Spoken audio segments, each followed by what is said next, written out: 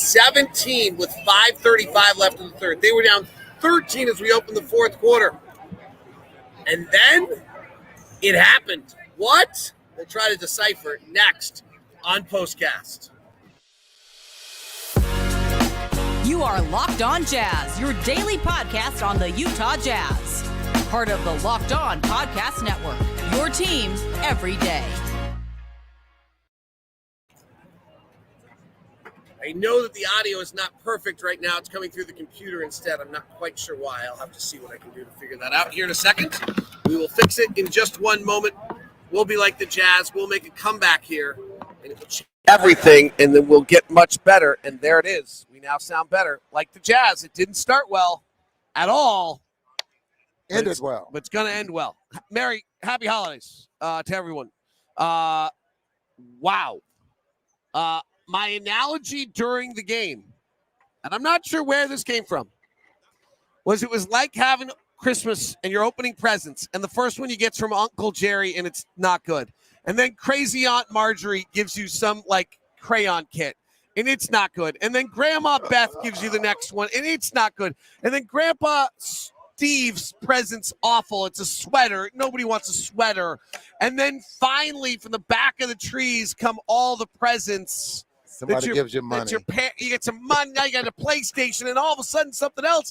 And it just kept getting better and better and better and better and better. And that's what it was tonight for the Utah Jazz in this one as they came from behind to win it. Ron Boone, explain to me what I just saw. Well, what you saw was some great shooting. And there's a lot of times, David, when a couple of good shots goes in and the momentum picks up, and then everybody's starting to feel it. I think Jordan Clarkson probably was the one that really started things to rolling, especially in that fourth quarter, him and Lauri. But seeing Clarkson being able to score like we've used to watching him score, I think had a lot to do with the and I think Dunn made a great point. Kris had control of the game, which we just have not had a lot at times this year, so he deserves huge credit. Yeah. I think Jordan actually symbolizes the night. I honestly was kind of taken aback by the way Jordan opened the night. He took 8 shots in the first 9 minutes. He just came back out like, well, I'm still going to shoot every time I touch. And I was just kind of watching it going, oh my gosh, if I was one of his teammates, I would just be like, wait, we've been moving the ball. We've been doing all these things. And then by the end of the night, Jordan's got 30, and he literally is making all the plays late. And you're right. His presence meant that they had to pay attention to 2 different guys late while they're running all those routes. Abaji was in a corner, Walker was at the rim, and then Lauri and Jordan were just running route after route, and they had to keep track of both of them. They eventually kind of broke down on every possession. Lauri was unbelievable with 7 straight at one point. And just think about the type of shots that they were getting, high percentage shots. There was a couple of times maybe where they had to rush a 3-point shot or something like that. Lauri posting up with a little fadeaway, which is a very high percentage shot for him. But they ended up in that fourth quarter. It was unbelievable shooting at about 61% of the shots that they 14 for 23, as a matter of fact, in that fourth quarter, 6 for 11 from the 3-point line. Offense was dead on tonight.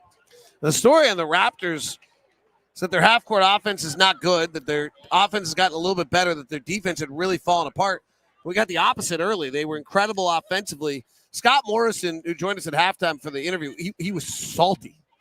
He was seriously salty. He literally said, we don't have enough ball pressure. We're supposed to send guys a certain direction. We don't have enough pressure on the ball to actually send them any direction because we're not close enough to make any impact.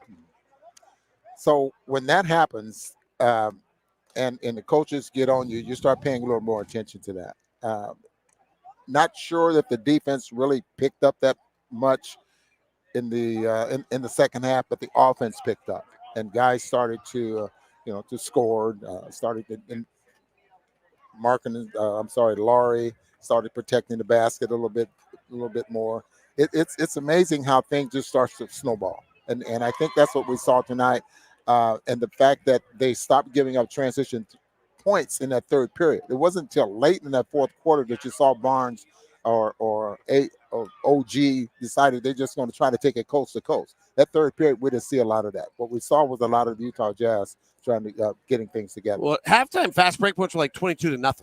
Oh. All right. We opened the fourth quarter with Kris Dunn, Jordan Clarkson, who was supposedly on a minutes restriction, Ochai Agbaji, Lauri Markkanen, and Walker Kessler. And what has become the signature of Will Hardy in his coaching tenure, and maybe out of necessity and maybe out of personality, is this willingness to just kind of, there's certainly not set substitutions with this team. And the starting lineup, when we come to shoot around, you just don't know what the starting lineup's going to be. Like, I was surprised today. And he rolls with that group for basically 12 minutes. Yeah, he did. Which was awesome. I mean, it was good to see. It was good to think that, okay, I got to get such and such so many minutes, or I got to get another player so many minutes. But he was looking at the fact that Jazz were rolling offensively, and he just went with it. I mean, they wasn't getting hurt defensively, that's for sure, because the Jazz ended up scoring 41 points in that fourth quarter, and he was just rolling with it. And he knew that he had a couple of days off after this, and, let's go get him. I mean, it's kind of crazy. Colin Sexton, John Collins, and Kelly Olynyk start and basically don't play the fourth quarter. Yeah. Well, again, I hope they understand. Yeah. And it was rooting for, the guys that was out there on the floor. But, when you have a chance, it's amazing. Think about this. Now, before the ball game, we talked about the Raptors not have won a first quarter since November 29th. They ended up winning the first quarter against the Philadelphia 76ers, but they lost the next three. And it's a lot of that has to do, okay, you got 5 guys that are rolling out there. They're getting the job done. You make some substitution. Pew, all of a sudden, everything goes down and you lose momentum. Will was not about to let that happen in that fourth quarter. Raptors, by the way, in the fourth quarter, they were 4 of 6 at the rim. They were 2 of 4 on corner threes. They were 1 or 2 of 8 in anything that was not at the rim. And Walker did a great job of keeping off the rim. And then they were 0 for 4 and above the break threes. They're the worst three-point shooting team in the league, and it finally came back to kind of roost as they what did you see from Walker defensively? Because he seemed to have a massive impact around the rim. Just protecting the basket and knowing this presence is there, I think, is a huge impact as far as the Jazz defense and protecting the rim. I was glad to see him finally have what we would call an impact defensively, because he needed it. He needs that really bad. I think right now his confidence levels might be a little bit low, but the Jazz need him defensively, and hopefully he picks things up. All right, so one of the big questions on Lauri has been, can Lauri make the jump from being a top 30 player into a top 20 player?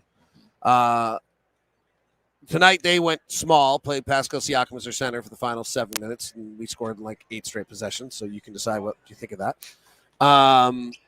But Lauri did some things tonight that I think worth discussing. One was the post up, where he out of a timeout with like 12 on the shot clock. Literally the play was Lauri, post up, score. Right. Like, that's trying to find a way to turn Lauri into a bona fide scorer late in games, because they have not been able to give Lauri the ball at 23 feet and have him make plays, and even at 15. So now they try to post up, and he scored. The other one was the play where Lauri came around on the left side, was unavailable, and came all the way back to the right side and popped out for a 3 and hit it.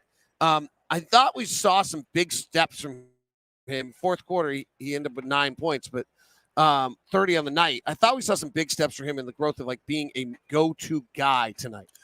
And what you're talking about, David, is something that I hope he continues to do. That it's not wait for the ball to come to him and free yourself and go get the basketball. What I mean by that is just don't be standing around waiting for someone to break the defense down. Give the basketball to you so you can do something with it. He went from one side of the floor to the other and kept moving and got it very. I mean, that's just basketball, and hopefully he can continue to do that. And I loved his reaction. We're courtside tonight, and his reaction. Woo! Yeah, he was excited. He was all fired up. Yeah. On that, as he was geeked on that. Let's go back to Kris Dunn, because I actually I don't want to reveal my star of the night, but two reasons I'm going to give Kris Dunn would get one of my stars tonight. Yeah. One is, this is the first team that like kind of disrespected him defensively and like left him multiple zip codes open, and he did not knock him down, and then buried 2 of 2 from 3 in the fourth quarter after being 0 of 4 before that, and not just 0 of 4. 0 of 4 with them like giving you the Caitlin Clark little one of those. Like, it was like that kind of 0 for 4. So that just shows the gumption and guts that he has. But I thought he was the key to everything. I thought he held the thing together. I thought he was running the possessions. I thought Coach Hardy could talk to him. I thought he got it to guys when he needed to. We had some possessions that were a little wonky, but we really used the clock right. And then defensively, Dennis Schroeder's not great. And so Dennis Schroeder's not very good offensively. So Kris Dunn got into him enough defensively that it disrupted everything the Raptors were doing and took advantage of when I said earlier that all of the Raptors' weaknesses showed up late. One of them is how bad their point guard play has been this year. And Schroeder's inability to get them into anything with Kris Dunn hassling them, I thought was vitally important in the fourth quarter. Now, he played 34 minutes tonight, and that season high. I think the old minutes was at 32, some almost 33 minutes, but he was on the floor quite a bit tonight. You could see the results there with the 13 assists. But what you're talking about defensively, I think he's probably the better defensive guard that the Jazz have had. He's 6'5", and he's knows how to play position defense. He picks up defensive fouls for the most part because he's reaching in, those type of things. He's going to get a couple of fouls, but he is a better defensive player on this team. Has a way, I think, of making things happen out there on the floor. Just not fancy stuff, just fundamentally getting the basketball to the right people. Or I thought he created a couple of, at least once, for a lob there for Markkanen going to the basket, strictly by creating, and Markkanen being, not Markkanen, Kessler being on the baseline and just lobbing it to the rim. It is going to be fascinating to see what Will Hardy does with this. Keontae was your starting point guard. Kris Dunn's played well enough to start. Colin Sexton's earned the shooting guard spot, except for the fact that Jordan Clarkson's back and just dropped 30 off the bench. Taylor, frankly, for the month of December has been awesome, and is averaging 20 points a game and 7 assists. This is that a luxury or what? No, this is not a luxury. This is not a luxury. This is like why you have to do meditation and other things like that. There is a lot to talk about tonight. We do have to catch a bus. We want to be home for our families. I do want to take 1 second. I want to thank the Jazz organization because it's really very natural for us to spend the night here tonight for basketball purposes. Fly to San Antonio tomorrow, be there, spend a Christmas as a group on the 25th together, and play the 26th. And they will, or whoever Sumas will, decide to get everyone home for Christmas Eve tonight. We fly late on Christmas. I could not be more thankful. Ironically enough, for me personally, this was the one year I really cared if I was home because both kids are in college. So all the other years, I was like, I spend all year at home with them. If I miss an important day, that shouldn't matter. This was the one time I actually cared because they're actually home. So I just really want to say thank you to the Jazz organization, whoever made this decision, because it's super classy and, frankly, it's not good for basketball. Yeah, not just you. I mean, the other players, they have families and kids there as well, and a great gesture. It would have been just as easy for them to say, like, you know what? Like, this is what you get paid for. Right, exactly. So I really, really, really appreciate it. All right, stars tonight. Ron Boone. I am going to throw mine out there right away. I am going Lauri Markkanen for clutch play in the fourth quarter and Kris Dunn for leading the show. And I'm going to go with Kris Dunn for leading the show and Jordan Clarkson's play, especially in that third and fourth period. All right, lots of stuff to that. Thank you for tuning in. Great audience tonight on the 23rd of Christmas. So thank you very much for being with us on Postcast tonight. I'm David Locke along with Ron Boone. We wish you the best. You guys are the best. The passion that hopefully and enjoyment you hear from the two of us is because of the passion you bring us every night. And we really, really appreciate you as what you bring is makes this job really great. Did I tell you this? And for our listeners to know this, because I wanted to confirm this. So I went to the front desk and asked the front desk about the number of people in downtown Toronto. About 2.7, just under 3 million people. Fourth or fifth biggest city in North America. Oh, my goodness. It's a lot of people. Man. Little tidbits from Ron Boone. Just sending you out on your holiday wish. Thank you very much for tuning in. You guys are the best. We appreciate you. I'll send you now to the first ever 24/7 stream, national sports stream on YouTube, Locked On Sports Today. Have a great one. Thank you very much.